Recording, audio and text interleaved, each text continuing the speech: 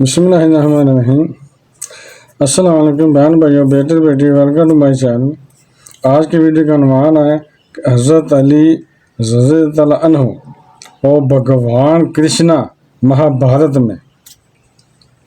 ناظرین، کیا آپ جانتے ہیں کہ حضرت آدم علیہ السلام سے لے کر حضرت عیسیٰ علیہ السلام تک جتنے بھی انبیاء کرام تشریف لائے، ان سب نے حضرت محمد صلی اللہ علیہ وسلم، ان کے اہل بیت اور ان کے گھرانے کی شان بیان کی، اور نبی اکرم صلی اللہ علیہ وسلم کے تشریف لانے کی پیش گوئی اپنی قوموں کے سامنے کرتے رہے۔ جس رات نبی اکرم صلی اللہ علیہ وسلم اس دنیا میں تشریف لائے، اس رات کی تمام نشانیاں یہودیوں کے ہاں موجود تھیں۔ یہی وجہ تھی کہ حضور اکرم صلی اللہ علیہ وسلم کو دائی حلیمہ کے سپرد کر کے دور دراز مقام پر بھیج دیا گیا، جہاں یہودی آپ صلی اللہ علیہ وسلم تک نہ پہنچ سکے، کیونکہ یہ یہودی ہی تھے جو آپ صلی اللہ علیہ وسلم کو دن رات تلاش کر رہے تھے۔ وہ جانتے تھے کہ وہ آنے والا آ چکا ہے، جس کی پیشن گوئی حضرت موسیٰ علیہ السلام نے کی تھی۔ اسی طرح ہندوؤں اور عیسائیوں کے ہاں بھی آپ صلی اللہ علیہ وسلم اور آپ صلی اللہ علیہ وسلم کے اہل بیت کا تذکرہ کتابوں میں موجود ہے، جن انبیاء کرام کو کتابوں اور صحیفوں سے نوازا گیا۔ ان کی کتابوں اور صحیفوں میں آپ صلی اللہ علیہ وسلم کی تشریف آوری کے قصے موجود ہیں۔ آج دشمنان اسلام نے اپنی کتابوں میں سے وہ چیپٹر ہی غائب کر دیے ہیں جن میں آپ صلی اللہ علیہ وسلم کا تذکرہ تھا، اور جن کتابوں میں سے وہ آپ صلی اللہ علیہ وسلم کا تذکرہ غائب نہ کر سکے، انہوں نے وہ کتب خانے ہی جلا ڈالے۔ ان کو یہ ڈر تھا کہ اگر ہماری قوموں نے حضور اکرم صلی اللہ علیہ وسلم کا ذکر اپنی کتابوں میں پڑھ لیا تو وہ جوک در جوک مسلمان ہونے لگیں گے اور دنیا سے دوسرے مذہب نایاب ہو جائیں گے۔ ناظرین، کیا آپ جانتے ہیں کہ اس وقت دنیا میں جتنے بھی مذہب رائج ہیں، ان میں سب سے پرانا مذہب ہندوازم ہے؟ اور آپ یہ جان کر حیران ہوں گے کہ ایک جنگ کے دوران شری کرشن نے ایشور سے دعا مانگی تھی، اور اس دعا کے دوران انہوں نے کسی الہ کو 3 مرتبہ مدد کے لیے پکارا تھا۔ کیا آپ جانتے ہیں کہ وہ الہ کون ہے؟ وہ جس الہ کو مدد کے لیے پکار رہے تھے اور اس کے بارے میں کہہ رہے تھے کہ وہ دنیا کے سب سے بڑے مندر میں کالے پتھر کے قریب اپنا چمتکار دکھائے گا۔ کیا آپ جانتے ہیں کہ دنیا کا سب سے بڑا مندر اور وہ کالا پتھر آخر کہاں موجود ہے؟ شری کرشن نے جس پریتم کے پریتم کا واسطہ وسیلہ اپنی دعا میں پیش کیا، آخر وہ ہستی کون ہے؟ جب انہوں نے اپنی یہ دعا مکمل کی تو دعا کے آخر میں شدت سے انہوں نے 3 مرتبہ کسی الہ کو پکارا۔ آپ کے لیے جاننا ہے ضروری ہے کہ وہ الہ کون ہے جسے شری کرشن اپنی نصرت اور مدد کے لیے پکار رہے تھے۔ آج کے اس ویڈیو میں ان تمام رازوں سے پردہ اٹھایا جائے گا، اس لیے آپ کا یہ ویڈیو کا لائک اور شیئر کرنا ہمارا حوصلہ بڑھاتا ہے۔ آپ سے گزارش ہے کہ چینل کو سبسکرائب کیجیے گا تاکہ آپ کا اور ہمارا رابطہ بنا رہے۔ تو چلتے ہیں اس ہستی کی جانب جسے شری کرشن جنگ کے دوران اپنی مدد کے لیے پکار رہے تھے۔ آج سے ہزاروں سال پہلے عبرانی زبان میں جو کتابیں لکھی گئی ہیں، ان میں لفظ ایلیا یا ایلی کسی ایسی ہستی کے ساتھ منسوب تھا جو آخری زمانے میں ظہور کرے گی۔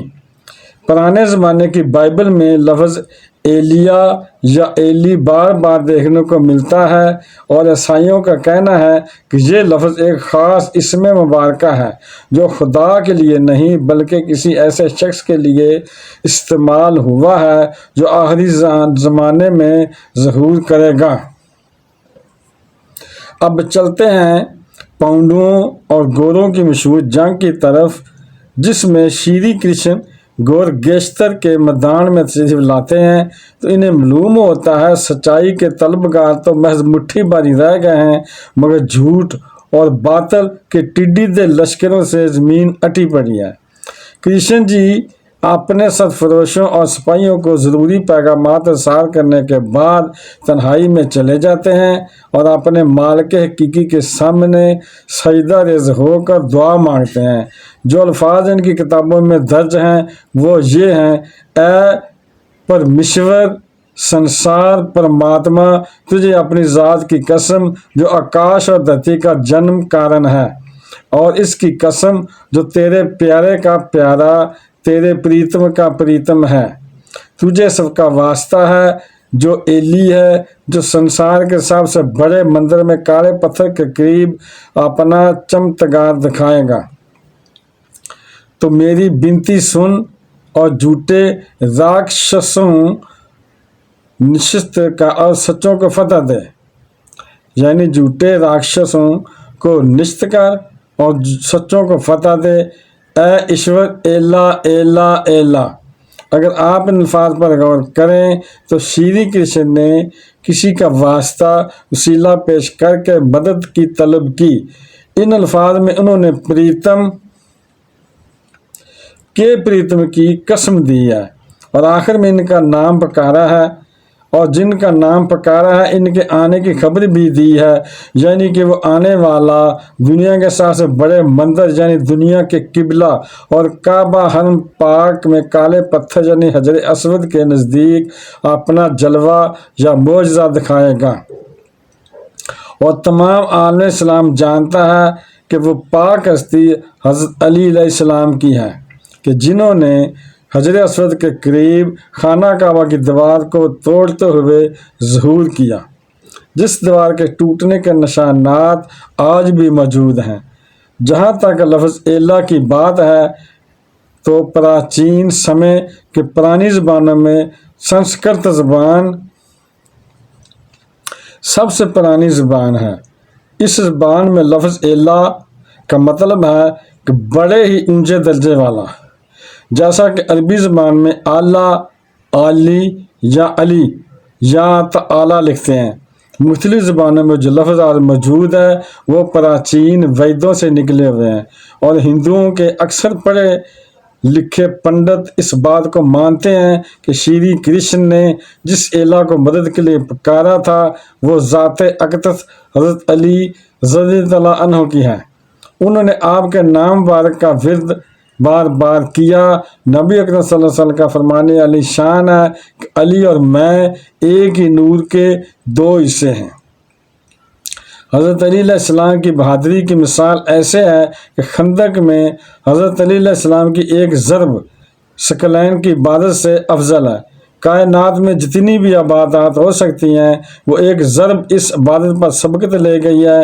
آج بھی اولیاء اللہ اور آپ کے چاہنے والے آپ کو مدد کے لیے پکارتے ہیں اور مدد کو آتے ہوئے اپنی آنکھوں سے دیکھتے ہیں۔ نبی اکرم صلی اللہ علیہ وسلم کی ایک اور اتھینٹک حدیث ہے، یعنی پکی حدیث ہے کہ اے علی، نہیں پہچانا کسی نے خدا کو سوائے میرے اور تمہارے، نہیں پہچانا کسی نے مجھ کو سوائے خدا کے اور تمہارے، اور نہیں پہچانا کسی نے تم کو سوائے خدا کے اور میرے۔ پھر یہ لوگ کس طرح کہتے ہیں کہ تمہاری معرفت حاصل ہو گئی ہے؟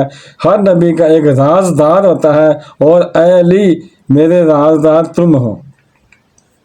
نبی اکرم صلی اللہ علیہ وسلم اللہ تعالیٰ کے محبوب ہیں، اور نبی صلی اللہ علیہ وسلم نے حضرت علی علیہ السلام کو اپنا بھائی کہہ کر پکارا ہے۔ تو شری کرشن جس پر پریتم کے پریتم کا وسیلہ پیش کر رہے تھے وہ ذات اقدس حضرت علی علیہ السلام کی ہے۔ نبی اکرم صلی اللہ علیہ وسلم نے فرمایا کہ اگر لوگ علی ابن طالب علیہ السلام کی محبت پر جمع ہو جاتے تو خدا دوزخ کو پیدا ہی نہ کرتا۔ لہذا انسان کو چاہیے کہ وہ سنی، شیعہ، دیوبندی، وہابی اور بریلوی کے جھگڑوں سے بالا تر ہو کر حضرت علی علیہ السلام کی ذات اقدس کو مطالعہ کرنے کی کوشش کریں۔